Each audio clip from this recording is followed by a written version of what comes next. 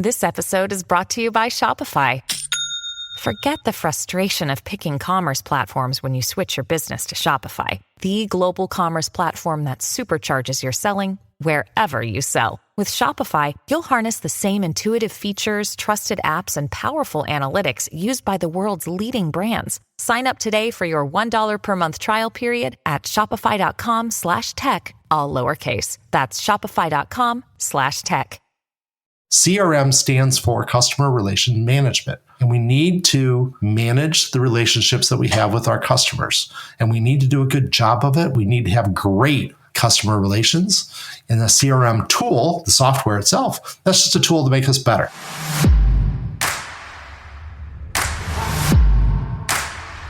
Hey, what's good, Millionaire University Nation? Brian Guerin back with you on the MU podcast. And today we're going to continue with part 3 of our 4-part series, Sales Fundamentals That Every Business Owner Should Adopt. And today, in part 3, we're focusing on sales tools and technologies. So we're going to talk all about CRMs, their importance, and the use of the customer relationship management system that can make a huge difference in your business internally, as well as managing those relationships with your customers. We're also going to talk about data-driven sales decisions. So we've got a banger today. Thanks for joining us. Let's hop right in with Sean O'Shaughnessy of New Sales Expert. Here we go. Thanks for being back here, Sean. It's great to be with you, Brian. Thank you very much for doing this. This has been a lot of fun. The first 2 were a lot of fun. Let's hope number 3 is good as well. So let's have fun. We're going to rock out. This is going to be great. This is one of my bugaboos, if you will. And I think this is possibly the same for many people who might be listening to us here, where we're going to be talking about leveraging your CRM and sales technologies and then data-driven sales decisions. But on that first point, CRMs. Personally, I went for the longest time with going in and out of different CRMs, testing them out, using it for a month, maybe 2 months, and then getting annoyed with it or forgetting to use it, and just going back to like almost pencil and paper or like spreadsheets. So I'm really excited to dive in on this, and I'm happy to report that just on my business side, I do have a CRM. We have been using it, and it's made a world of difference. So I'm excited to have you share all your knowledge about the CRMs with us. So Sean, take it away, my friend. Thank you very much. And one of the things I probably am not going to spend a lot of time doing in this episode, I really don't want to name CRMs that are good or bad, right? Because there's lots of reasons why you would choose one or the other. And there's like 275 CRMs. So I guarantee if you dropped a name on me, I would know the big ones because I do know the big ones. But you could drop a name on me of a CRM system that I've never seen, I know nothing about. There's way too many. And that was part of the problem. All of them kind of do the basics, which is I have a company and I have a person at that company that I want to deal with. And I'm trying to sell to either that person or that company. They all kind of have that as a basic thing. And that's okay, but you need more than that. So what I really want to do is talk about what you can do with a CRM and why you should have a CRM, and then some ideas that you should think about when you are evaluating CRMs, if you're in the situation where you don't have a CRM, or maybe you're not happy with it. We'll kind of dig into some of that. Then we'll get into a little bit into data-driven sales decisions, which you can't really do until you have a CRM. And then we'll talk a little bit about social selling and online presence. But actually, you're going to talk a little bit during that session as well, because you know a lot about that. So that'll be more of a joint conversation, I think, when we get to the end of this conversation here. All right, perfect. I love it. First thing that I like to say when we talk about a CRM system is that a CRM system is, I wish they would never have used the term CRM for a system, for an application, for something you buy, simply because CRM, without being shortened, customer relationship management, is what we've been doing for hundreds of years, right, in sales. So my dad sold heavy construction equipment for most of his life. So heavy construction equipment, bulldozers, backhoes, things that make highways. So if you go by and you're seeing a road being built, all that stuff that's doing that, it's all the stuff that's building that road. That's what my dad sold for his entire life. And he loved it. It was great. And he was really good at it. And he made a good income. And he got me into good schools because of that. He didn't have a CRM system, had no idea, but he knew all about customer relationship management. He knew how to take care of his customers. He and the people that were supporting him knew how to support that customer, how to communicate to that customer. They knew how to communicate to each other about the customer because, when you're selling something big like that, there's lots of people that have to talk to the customer. How are we going to maintain it? Once they bring in that bulldozer needs serviced or whatever, how are you going to do that? Do you want our people to do it? Right. So all of those things had to be communicated, and that's customer relationship, right? So and he had to manage that customer relationship. So CRM at the very high end is just doing what we should be doing anyway. Now, a bunch of years ago, and I'm not going to kind of guess how long ago, but a long, long time ago, somebody developed some tools to make that better, made it a software product. So it was after, the introduction of the PC, the personal computer. And we had Act and Goldmine were kind of the big ones that they started with. And then Siebel came along, which is a big company one. And then about 20 plus years ago, 25 years ago or so, they created this thing called SaaS, software as a service, but it wasn't called that yet. And Salesforce.com became the big thing. And Salesforce.com was the big CRM system that everybody used back then. It was very cheap, very affordable. People could buy it without having a big budget. And it really took off and everybody started doing it. And of those 275 or 290 or 310, whatever the right number is, the number of CRMs on the market, the vast majority of them today are SaaS-based tools, all built off that model that Salesforce.com created, 2 or 3 decades ago. CRMs have got to the point where they are affordable enough that everybody in sales should have one. And I actually have told salespeople if their company doesn't have a CRM, and that does exist even today in the fourth year of the third decade of the 21st century, it still exists that there's people out there that do not use a CRM at a corporate level, at their company level, or maybe they're an independent business person, kind of like you, Brian. And I was like, you need to get a CRM because there's so many reasons to do that. And so let's just talk about some of the good reasons why you need to have a CRM. First of all, you really need to be able to track all of your people that you're trying to deal with. And if you're selling to companies, that means you're going to have to track multiple people at the same company. And so when you're corresponding or talking to Joe at the company, well, you kind of want to know that Larry is there as well. And you've also said the same thing or a similar thing to Larry. You want to make sure those messages are combined. Maybe you want to make sure that's exactly the same message. You also want to know that you talk to Joe and you talk to Larry. And that's more of a management thing. So it's not so much at a personal level, but at a manager, a sales manager or CEO of a small company. You want to know, hey, when we took notes on what Joe said or Larry said or Steve said or Sally said, when I look at that company, I want to see all of those notes, right? So if I'm an electrician, we talked about plumbers a lot last time, so let's not talk about plumbers this time. So if I'm an electrician and I own an electrician company and I have lots of electricians out there doing things, I might want to have notes on everybody all my clients that I've done work for, right? What did I do? Who did it? Where did we do it? Where was the job site? All that stuff. I might want to keep track of that. And me as the owner of the electrician company, maybe I'm an electrician myself, maybe I'm not, but I have 5 electricians working for me. I have some support staff and whatever, but I'm going to go meet with that company, that builder we just did 15 homes for that builder. I'm going to go meet with him on a regular basis. And I want to kind of look at all the stuff that we did before I go to that meeting. I want to refresh. Hey, we did these 5 houses this month, this quarter, and we did this kind of work. We built this way. This is some of the problems we had. I want to look at all those notes and have them right there. And that's all the great thing about having a CRM, because everybody can put their notes, everybody can put their thoughts into everything. And everybody can, at a company level, can get access to all of the information. So Joe's sick today, but we really need to talk to Sally at the company. So Joe's our employee.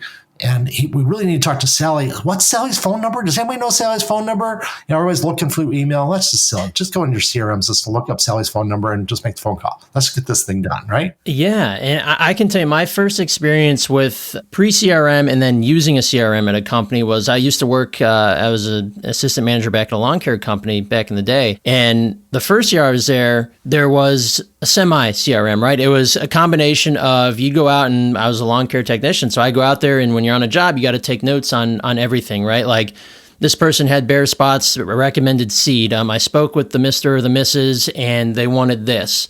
And those notes got sent back to the office at the end of the day. There was someone there that would transcribe all the notes you took, put it into the system. And then next time you go out and service this house, whether it's you or a different tech, it would have the information from the previous tech so that you could pick up where they left off. Now, the following year, they got better software and it was all digitized. We had iPads that would take you to where you're supposed to go. You type in all the notes, and then it was all accessible on the computer system when you're back in the office. The headaches that were solved by being able to digitize that and use a proper CRM, it wasn't just for, like you said, not just for internal organization and everybody keeping their heads screwed on straight, but it was massive in the fact that of the customer relationship. It played a huge role in making sure that, if one tech was serving this house and there was a problem this week, and then next week the problem was getting solved by a different tech, but if that tech had no insight onto what the previous tech talked about with the customer is going to be mad when they have to waste time explaining the problem all brand new to a new guy who could have had notes in a CRM, who could have showed up and said, hey, last time we were out here, I saw XYZ problem. I'm here to fix it. Let's roll. So it was a total game changer implementing that. Exactly. And that's why it's customer relationship, right? So the whole goal of having a CRM is to make it so that the customer feels like they're being taken care of by a group of people. Now, if you're an individual that you're all by yourself, you don't get, there's no group of people kind of concept in your company, then that's one thing. But then you still need to take notes because you got to remind yourself because now you're busy. But even then, exactly. Yeah, it's the same thing where I'm still the sole sales guy at my agency. We're still small enough to where that's my job. But I have to keep notes on everybody who comes in. What's their name? What's their information? Are they a lead? Are they qualified? Are they unqualified? Do we have a scheduled call? I have a notes section on everything. So that way, when I reach back out, like after this call, I'm reaching out to a guy who I was unable to connect with yesterday, but I got notes from the referral. So now I can approach this call knowing 3 or 4 things right off the rip that this guy needs, and we can get to the sale a lot quicker. So even on a small individual level, it is still very helpful to have that. Absolutely. And in fact, so let's talk about another reason. And this is kind of a checkbox feature that I think that every CRM should have. And I would actually counsel everybody listening to this, don't buy a CRM system that doesn't have this capability. So the capability is email integration. You need to have a CRM that literally watches your email and puts everybody in this right bucket so that if I got an email from Brian, so Brian and I communicate about doing this show, right? And we communicate about some joint customers we have, some prospects that he and I share. Some of my customers are his prospects. Some of his customers are my prospects, that kind of relationship. So I want to go to Brian in my CRM system and see all of the communication that I have. Because if you ever had the problem, and we all have, in this world of digital email, that you have that email, but you just can't find the email. It went to Brian. You think it was 2 months ago, but maybe it was 4 months ago. It was something about this. So you try to do the search. And especially if you don't regularly file all of your emails the right way. And the challenge of filing emails, in my opinion, is, okay, Brian and I talk about ABC company, and I'm not going to name a company that we both are working on, we both know, but for some reason, we both have a relationship where we're having conversations about ABC company. So where do I file that email? Do I file that under Brian or do I file that under ABC company? Because now I want to talk to Brian about something that we also talked about in that thread about ABC company, about a new service that Brian's bringing out. And I think it was for ABC that we had that conversation. So should I go in the ABC folder or should I go in the Brian folder? I don't have to worry about it. I just go to Brian. Everything from Brian is going to be there, right? And by the way, everything for ABC company is also going to be linked there as well, right? So I want to have the ability in my CRM system, and I think this is just table stakes. And when I say table stakes, if you've ever played poker at a casino or even around the house, you walked up and you had to chip in some money right at the beginning. You had to put some money down just to play, right? Those are table stakes, right? So you have to put some money down just to be sitting at the table just to play the game. So table stakes is my CRM better be able to read my email. It better be able to categorize all my email, and I better be able to go into my CRM to find an email. And in fact, I know sales reps, because the email integration is so good at the CRM system that they use, that they don't use Outlook, they don't use Gmail, they don't use any of the other tools that we might use to read email. They read their email inside of their CRM because it's so good that you do it there. And they can also, now they can add notes to it, and it's just much easier for them. And they're really embedded into the process of capturing information that is email oriented, because so many companies today are. So much work that we do with our customers and our prospects is email oriented. So this is just a gotta have. And so I disqualify any company, any product on the market of those 282 companies that put out a CRM system on the market. If it doesn't do email integration, yeah, you don't get bought. Just simple as that. Just it's the easiest way just to kind of get rid of a bunch of them. And most of them now have it because they kind of all caught on, but there's still a few laggards out there that just don't have that. So just don't call it to those guys. It's not worth the effort. The ability to streamline your processes through the CRM can't be understated. Yes, exactly. CRM is supposed to make it go easier and faster and make it so that you don't forget information. So kind of both things. So there's some things that are going to take you a little longer within a CRM. The fact that you actually have to enter information in, that becomes a little bit more work, but that's so you don't forget any information as well. So all your notes should go in there. And Brian, I'm not sure if you use this for your conference calls, but I use a tool in my conference calls, and this is kind of still on this sales technologies conversation, where I have an artificial intelligence thing. When I'm on a conference call, it gets online. There's a bunch of them out there. I use a tool called Fireflies. So I am going to plug Fireflies because I like it a lot. But there's several tools out there that do this. They're fairly inexpensive. They listen in on your conference call. You have to ask permission, of course, for the other person that's on the call. And then the notes for that are integrated into my CRM system. And so it's taking notes all the time. It's figuring out who says what, who committed to do what, whatever. And all that information flows into my CRM system. So I don't have to take notes anymore. Once again, I'm just trying to be more productive in my world because now all that information flows through. Yep. There's a lot of cool tools out there that are now obviously using AI to help transcribe, record all that information. Most of my calls happen on Zoom, so you can use Otter AI. They can work magic because it's already in there. You've got a streamline integration into the CRM. You know it's there. So like if you want to go back and listen to a part of the call, like, hey, this guy's saying he said this, or, he's saying I quoted him 1,300 instead of, I thought I quoted him 1,100.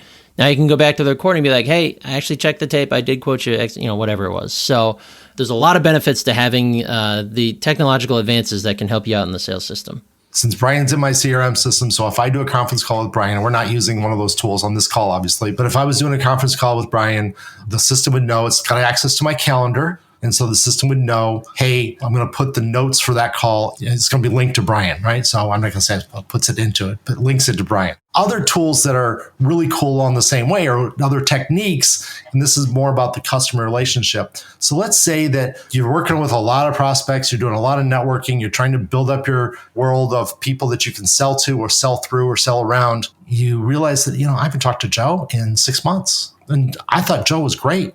And Brian, you and I have come into that problem before where we kind of went silent to each other.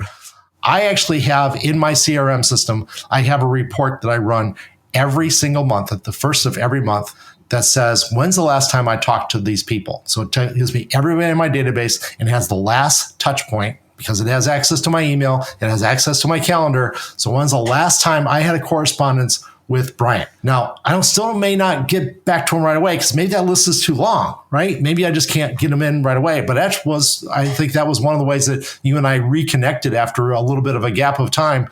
I was like, I haven't talked to Brian in 3 months, and that's just not right. So I reached out to Brian, and we went out and had drinks that night. Well, it helps when I say, let's go get some Irish whiskey. Then I jump straight to the top of your list. You're right. It's funny how that happens. There's no question about it. There's no question about it.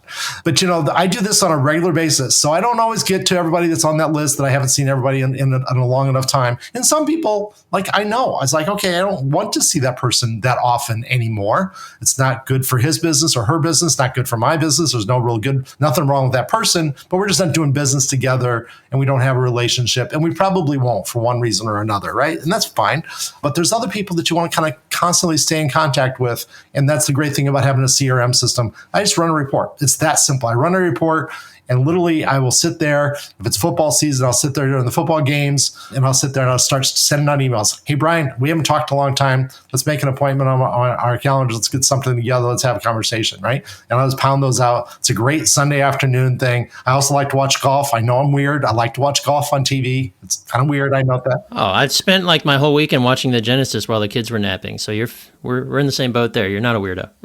I think watching golf is really, really cool. So it's golf season's coming up. So now I'll be doing that during the golf games as well, because I can just pound it out. And that anything good that happens at a football game, anything good that happens at a baseball game, anything good that happens at a golf match, they're going to show you again. So if you're kind of multitasking, that's okay. So I'm male, so I can't multitask naturally. I can do it for a sports event on TV because they're going to show me the good stuff like 2 or 3 times. So I'm going to catch it. Don't worry about it. Right. I love it. Leveraging those tools, all driven because I have a CRM system, just makes you more productive. This is a must-have in once again, the 4th year of the 3rd decade of the 21st century, right? So I say it that way because I want to say it's not 1960 anymore. So we can't run our company the way they did it in 1960 because I want to tell you a little secret. So I told you about my dad. Sold heavy construction equipment, didn't have a CRM, didn't have a computer. They didn't have computers back then. They did, but no company like his was going to have a computer, right?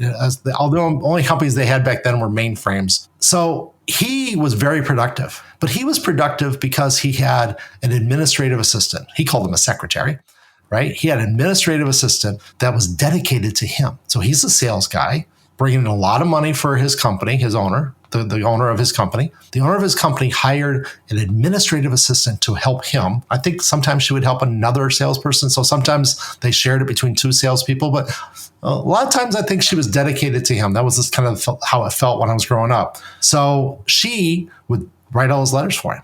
He could dictate his letters. She would type them up because typing back then was, literally it was the thing that flips up, bap, bap, bap, bap, bap, right? So that was typing, right? It was manual typewriter. And then she got an electric typewriter. That was awesome. So he didn't type. Now, if you want to send an email, most likely, if your salespeople want to send an email, you're going to type your own email. That didn't happen back when my dad was there. So he was very productive, but he paid for that productivity by employing an assistant that was dedicated to his needs. So she kept track of it. All of his call notes, he would write them out on a piece of paper. Nobody could read his handwriting except for her. And she would type them up so everybody else in the company could actually see the notes. They had file folders that everybody would go to and look at the file folders. So it was a lot slower. So kind of the same thing. What have we done with his company? Where's it filed? And you know what? If you couldn't figure out where it was filed, if it was filed under Brian versus ABC company, well, she knew how she filed it because that's her job to know that. So you would go to her and say, where's that correspondence we did with Brian? And she would go, oh, all the Brian stuff is in the ABC folder. Oh, okay, great. So let's go look in the ABC folder, not the Brian folder, right? So because we had a person taking care of all those details for us, we didn't need a CRM system back then, but we did need customer relationship. Now we have completely gotten rid of the administrative assistant secretary for one for every salesperson. We expect them to be productive. So give them the tools so they really can be productive. And that means CRM and a variety of tools around the CRM system that will let them cook with oil. How do you say that? What's your saying? Cooking with peanut oil. Cooking with peanut oil. Okay, there you go. I'll get that. Yeah. The CRM taking the spot of the administrative assistant is a huge win for productivity and for the ability of a salesperson to just keep their stuff together, right? Like it's hard enough to remember, 3 or 4 or 5 people, but then especially if you're running high level sales or even if you're, a small independent shop and you've got 10, 15 people between current clients and prospects and leads, it is impossible to keep it all up in your one single brain. Like, maybe it's just me because I can't multitask and that's how I operate, but I think it's human nature to not be able to multitask, and having this system in place is going to act as your second brain. It's the smart thing to do. I agree 100%. So, and that allows you, and this is our next topic, that allows you to get to the ability to data-driven sales decisions. So I kind of alluded to a data-driven sales decision a few minutes ago when I talked about, I haven't talked to somebody in 30 days or 45 days, whatever my trigger is, whatever my limit is for that type of person, right?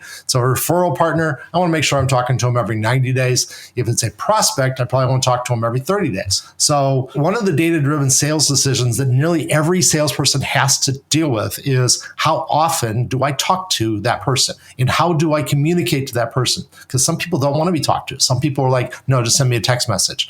Or they want to be, no, let's go have a drink at the bar. That's kind of Brian and I. Yeah. Or maybe for some people, it's, I want you to actually come and visit me face to face in my place of work. Whatever the case may be, you need to make decisions on how often that is. That's a perfect example of what every salesperson has to do on a regular basis. In fact, every business owner, small business owner, has to do it as well, because you want to go see your best customers. Even if you're not the salesperson anymore, you still want to have a relationship with your best customers. So one of the data-driven sales decisions is how often do I see them? So that's a great example of that. But let's talk about some others that are really, really important. So another data-driven sales decision is if I know that I am constantly trying to get into a certain industry. At a high level, I might be able to understand that I am trying to get into an industry and it's not working. If I'm a salesperson, I'm trying to break into a company or I'm trying to break into a market and something's just not working. At a high level, I can kind of make that decision. But it's much better when I can say, let me see the data. How many times did I really try compared to a different industry? If, say, you're selling into manufacturers, you have a product, you have a service that you're selling to manufacturers, and you say, I want to sell into the automotive industry and I want to sell into the aerospace industry and I want to sell into some other industry. So I'm really doing good on everything but automotive and aerospace. Okay. Well, does that mean my salespeople are not doing a good job going after automotive and aerospace? Does that mean that we're getting told no? Does that mean our sales pitch is wrong? Or are we not even trying? Or, how many times did we actually try, right? That would be a data-driven sales decision that the sales manager would have to know for a sales team, right? So we don't sell to any automotive-based companies, but we also don't call on any automotive-based companies. Well, gee, maybe that's the reason why we're not selling to them, because we're not making sales calls at those kind of companies, right? Or if I'm selling to home builders, let's go back to the electrician. He wants to sell to home builders. He wants to sell to remodelers. People are remodeling their facility, right? So he wants to keep in touch with them. He wants to sell to architects because he wants to be spec'd in. And he also wants to get every once in a while the phone call from somebody that says, I need to wire in my Tesla. He wants to call in Tesla owners, right? Because they want to put a charger in for their new Tesla they just bought. Well, how many times are you actually doing that? How many times have you visited the Tesla dealership to make sure that they have your business card, they have your pamphlet, that when they buy a Tesla car, hey, here's the guy. He's gonna help you set it up. How many times you keep greasing that skid, right? Greasing those wheels a little bit. Are you spending time with those salespeople to make sure they're handing out your brochure and not the other guy's brochure, right? Because there's 4 or 5, 10 companies that want to do business with them, right? So which one are they handing out? Who's the favorite? Where's your brochures? Where's your business cards? Well, you find out, I don't do that. I don't call on them. Well, guess what? You're not going to get any business then. You don't call on somebody, you're not going to get any business. You don't have a relationship with that person, you're not going to get any business. Yep. Got to show some love. Got to show some love. So how many times are you actually doing that? Take a look at your salespeople. How many times are they actually making those sales calls? How many times are they actually trying to go after that account? Are they responding quick enough too, right? So remember, this is customer relationship management. Our customers tend to be upset with us. Oh, that's interesting. But then when you look at the data, yeah, we take a week to get back to them on a question. Well, guess what? A week is a long time. Nobody likes a week anymore. Remember, this is the 4th year of the 3rd decade of the 21st century, right? Nobody wants a week. They'll tolerate a day. They won't tolerate much more than a day. Yeah. And you know how this is for your own life. If you don't want a phone call the next week for something you asked for, right? You want something next day, maybe you can deal with that, but you really want something that day, right? You want 4-hour response on questions. Are you doing that? Well, that's data-driven decisions. We're not doing that. So, okay, we're not hitting our goal on customer happiness. Customers are complaining that we're not getting back to them. Let's do some analysis. How quickly are we responding to emails? So we got the request in, that's logged in our CRM system. We sent the answer back, that's logged in our CRM system as well. Right? Maybe you've hooked up with Brian and Brian kind of convinced you to run some Facebook ads and some great social presence ads. And that's going to feed into a landing page with a form on it. You're going to fill out that form. That form is going to go into your CRM system. And now you have to have a salesperson follow up on that quote unquote lead, that brand new opportunity that just came your way through Brian's efforts. Oh, but we don't do that fast enough. It takes us 4 days to reply back to that lead that just came in on that form fill. Yeah, that's a no-no. That's a no-no, right? If you like money, that's a no-no. That's right. That's a no-no. So that's a data-driven decision. And then you look at that data and so, and this is what Brian will help you with all the time because he's always talking about analytics. He's like, we ran this ad and it didn't have any response, right? Or this other ad had a lot of response. Well, then don't run the one that didn't, run the one that did, or hire somebody like Brian to help you fix the one that wasn't working very well and figure that out. And maybe it's the target market, maybe it's the wording, whatever. Brian helps people figure those problems out all the time. But all of those get fed into your CRM system. You do some analytics on them and you find out, hey, this is working, this isn't working. Let's either fix what's not working or stop doing it altogether. and just focus on what works, that's okay. So really, it's depending on your business model, what you're trying to do in your business, right? But if something's not working, you have to make a choice. I either fix it or I drop it. Because things that aren't working are taking your precious resources and you need to do something else with them, which obviously all flows into social selling and online presence, which is kind of what we just talked about, right? So kind of set us up there for a little bit for that. But social media all flows into this. Another tool that I love to have, especially if you're selling B2B, selling to companies, most B2B people you sell to are going to be on LinkedIn. So you want to have a LinkedIn relationship. You want to have a presence on LinkedIn. But maybe for your product that you're selling, Facebook's important or Instagram's important or one of the other social media, social selling sites or Twitter's important. Whatever's important in your world, the people you sell to, whatever they track, and maybe they track multiple, and Brian can help you out with that as well. But the ability to connect to those platforms automatically, get information to flow back. This is working. This isn't working. I'm communicating this person. Some people like to communicate. Don't send me a text. Send me a tweet. Send me a direct message, right? And a good CRM will let you do that. A good CRM will say, here's my Twitter handle. I can click on it and I can send you a message right there. I don't have to send you an email because maybe that's not the right way to communicate to that person. Right. And it's very easy. I find it's easy to miss a message or miss a reply because we are being contacted or contacting people on multiple platforms, whether it's email, text message, phone call, LinkedIn Messenger, or if you're on social media connecting with customers, whether it's Facebook Messenger or connecting through Instagram, through the DMs or through comments. Like there are so many different areas where you can easily miss somebody trying to buy something from you or to get a hold of you, that having that organizational flow chart or flow that goes into that CRM, having something that can automatically track those things and put them in one place just makes it that much easier. Yeah, I agree 100%. And so my customers tend to be B2B companies selling so one business selling to another business. It could be a small business like Brian's, small business selling to a bigger business. Most people in my world, therefore, are on LinkedIn. They have some kind of LinkedIn presence. They put their information out there. They tell you their title. They tell you who they work for. They tell you what they do. They might even post about what they do. They might make blog posts or LinkedIn posts out there about what they do. So you can get a lot of information about who a person is just by checking out all that information. And there's tools, and the tool that I like, there's several tools out there, but the tool I like is Surf, S-U-R-F-E. So Surf with an E. You plug it into LinkedIn, you connect it to your CRM system, and now whenever you're on somebody's page on their LinkedIn profile, it actually will say, this person's in your CRM system or this person's not in your CRM system. Do you want it to be? And you can just say yes, and it automatically put it in so you don't have to retype, because typing's hard to do for salespeople. You don't want to type if you don't have to.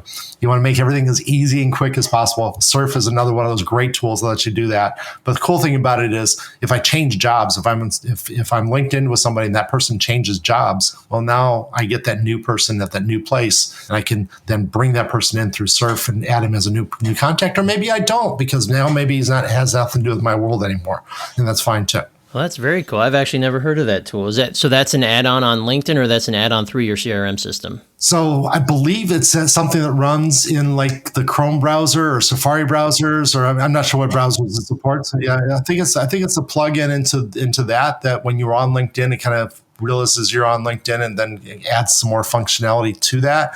And then within that product, you link it to your CRM system. Okay, that's awesome. I'm gonna have to check that out because I'm on LinkedIn a lot. We could have our own episode, a whole episode about using LinkedIn to your advantage. But yeah, being able to connect it into the CRM and using tools like Surf, I think that's super awesome. Exactly.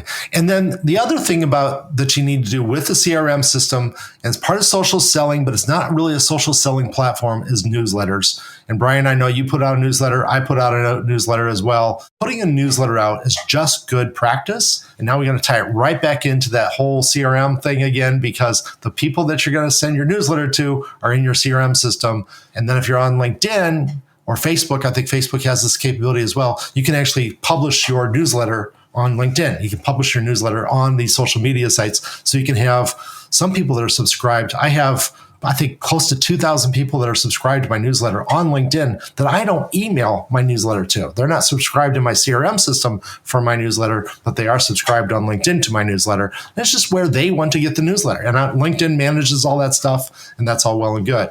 So having a CRM system manage your newsletter is really important. And I know, Brian, you're all about digital ads, but there's few things that are as good as email for reaching out to people to keep in touch, right? So email marketing is a big thing, right? So we know this. Yeah, absolutely. Your email list is quite possibly the most valuable asset in any business, large or small.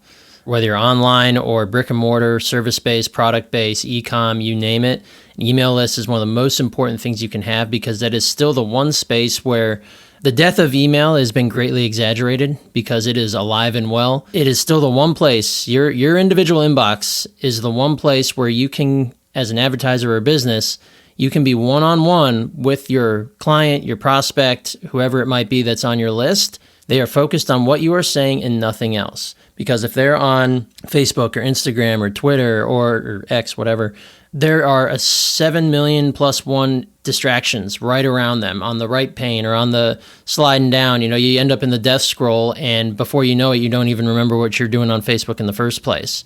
When you're in that inbox, now you have them one-on-one. They're going to focus on what you're saying. And if you're providing valuable information, if you're engaging and you can utilize that time one-on-one with them, now you're building that relationship. So yeah, I could go on for days about that, but that is a huge, huge part of being in a business and being active with the people who are on your list, because there's typically going to be two types of people on this list. It's either people who have purchased from you in the past, so call them your VIPs, right? They've sent you money and you've exchanged service or goods. Now they're a VIP. You're staying in contact with these people to continue building lifetime value and get referrals. And they, depending on what your product or service is, they might need you again. So if you're staying top of mind in their inbox and you're providing value, you can bet your butt they're going to come back to you when it's time to buy. And the other people that are going to be on that list are your prospects. So if you're running ads, whether it's Google ads, Facebook ads, you can automatically send the information of the people that submit as a lead to your CRM or to your newsletter or your email list, whether leads are coming in through the website or on a social media platform. Now you have prospects on there. So these are people who have raised their hand and considered buying from you. They haven't yet, but they've considered it. They're interested. You might have the solution for them. Now you can use this list to talk to these people and push them further towards the sale, right? To encourage them, build that know, like, and trust, essentially. And then before long, they're going to become the other side of your list where they're your clients. So vitally important. I think I hit a nerve there, man. Yeah, you got me going there. Goodness gracious. Yeah, your email list is a very important thing, so it can't be understated, but we can save that discussion for another episode. But it's all part of having a CRM, right? Because who's getting your email? Are they prospects? Because you might want to have an email that just goes to prospects and not customers. You might have to have a separate email that's going to customers. Yep, you can segment your list. Yep. Exactly right. So you want to be able to do that. I'm going to tell you a little bit of a trick that I've learned over the years. Sending out a holiday greeting card, whatever you want to say. Merry Christmas, if that's what you're into. Happy holidays, happy Hanukkah, season's greetings, whatever you want to say. But sending that out gets almost nobody upset when they receive it. So it's a great way to just make sure that that person still exists. So if you don't do a newsletter, you don't do anything else, at least send them a greeting at the holidays, because almost nobody gets mad and say, take me off your list, when all you did was say, season's greetings. I hope you're doing well. Exactly. That's one of the big things I love implementing for my clients is the go the extra mile stuff, which is every Christmas, we're going to coordinate sending out a card, a handwritten card. It's written by robots, but it's in the handwriting of our clients. And it's going to go out to their entire client list and even their current prospect list. Each card might have a little bit different message depending on who we're sending it to, but we can easily automate that and ship those out. And it doesn't become a massive chore, because these extra mile things are typically the things that don't get done because they're viewed as a luxury, right? But the companies who focus on doing these simple things that go a long way for the prospect or client, it's a good human thing to do, right? It makes people feel good. So yeah, I love that. Handwritten notes are also really important. This is a handwritten note that somebody sent me. This person has fantastic handwriting. So I've covered up his last name. So it's from the desk of, and so all you can see is Mark. But he has fantastic handwriting. So handwriting notes is fantastic. If you don't have good handwriting, then hook up with Brian, let him help you out with one of those robots that writes for you. Yeah, because I'm definitely not going to do it. My chicken scratch, nobody can read. Right, exactly right. Even if it is your handwriting, it's been fixed, right? So even if it's your font, right? Right. So that's a perfect way to bookend the chat on technology is sometimes it's good to go back to old school and just write a classic handwritten note. I do that with all my clients twice a year. They're getting a thank you note, just a little appreciation message saying, hey, appreciate you. And look, we're a boutique agency, so I have enough clients to where I can still handwrite that myself. But there are solutions if you are running a larger operation where you need to send out 100 notes. There are solutions where you can easily do that and it'll still be personalized. But going the extra mile, never be afraid of that. If you do have 100 people that you have to send it to or 1,000 people that you have to send it to, use your CRM to interface into that person, so interface into that robot technology that's going to create that. Have a personalized note that's built off of your history with that person. Say, thank you very much for that order that you gave us last week or whatever. And you can still do it and have it be CRM driven and be customized to that individual. The customer will think, they may know that you use technology to make it better, but you still did something that your competitor didn't do, that the other person that just bought something from didn't do. So even though you cheated, quote unquote cheated, by making it a little bit easier for yourself, you're still heads and shoulders above the competition.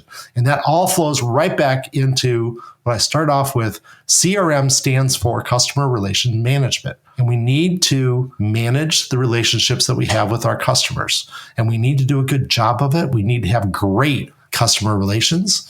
And the CRM tool, the software itself, that's just a tool to make us better. And there's lots of tools out there to do that. Choose the one that makes sense for your business, that your integrations, your points. Once again, I would definitely make sure that it integrates to your email, integrates to your calendar, so that all that information can flow in. If it doesn't do it, then buy somebody else. There's so many of them out there. Just buy a different one. And you know what? The really good ones, they do all of them. There's nothing wrong with going around and testing them out, right? It's kind of like when you're going to buy a new car. You test drive a handful of models and see what feels right when you're punching the gas, right?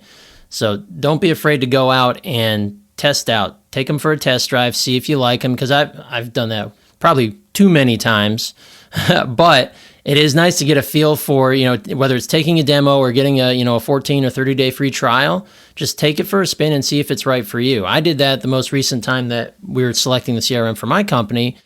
I realized that I needed task management and also CRM, but I'm very color coordinated. Like I'm a columns guy in color coordination. So I narrowed it down to the CRMs that could really provide a color coordinating system for me. And I've settled on the one that I use Monday.com, not give them a free plug here, but the color coordination and the task status bars, on their lead pipeline, the color coordination on those bars is perfect for me because that's how my brain operates. So they all essentially do the same thing, but they do them in different ways. So you got to find the one that feels best for you. Absolutely. And it's really important that you choose the one that fits your business, fits your workflow, fits your individual needs. There's lots of choices out there. Constant offer that I make to people. I'd be happy to talk you through the process. You can hire me and I'll actually help you find the right one and we'll implement it for you. But I'll at least talk you through the process if you want. I love it. All right. I think this is a perfect bookend to put on part 3 of our 4-part series, Sales Fundamentals that Every Business Owner Should Adopt. We just covered our sales tools and technology section. So, Sean, if you have any parting words for part 3. Absolutely. So earlier we talked about finding customers and getting customers. This one was all about how to use tools and technology to keep your customers happy and use those tools to find new customers. So now we're going to talk the next time when we get together again. In part 4, we're going to talk about handling objections and creating a sustainable sales momentum and implementing scalable strategies so that you can grow your business and be more profitable. So check us out next time, whenever we get around to getting that one in the can. Yep, that's right. It's going to be coming, folks. Stick around for part 4. We can't wait to have you back, Sean, to wrap up our sales series here. Thanks again for joining us. We'll see you on the next one. Thank you very much, Brian. Have a good day. All right, party people, that is a wrap on part 3, Sales Tools and Technologies. I hope you found this information incredibly valuable because I know how useful it is to keep everything organized inside a business, even when starting out at a very basic level. If you're not using a CRM system, at least use some sort of spreadsheet system to keep your prospects and your customer information aligned. And then I encourage you to graduate into a CRM system that you prefer to use. Again, don't go crazy thinking about all the millions of options out there. Narrow it down to 2 or 3. take them for a test drive, and see how you like them. I bet out of one of those 2 or 3, you can pick one that is best for you and gets the job done. Don't be intimidated by it. It's very easy to be intimidated by the CRM system, but it will make a huge difference in your business. All right. Thank you all for joining us. One little ask for you. If you are on LinkedIn, please connect with us. Look us up. Our handle is @Millionaire University. We would love to connect with you on LinkedIn. We're looking to grow our audience and to help as many people as we can across the spectrum, the business world and the social media spectrum. So reach out to us. We'd love to hear from you. And until we catch you for part 4, where we discuss advanced sales concepts and implementation, hope you all have yourselves a great day, a great week, a great month. We'll see you on the next episode of Millionaire University Podcast.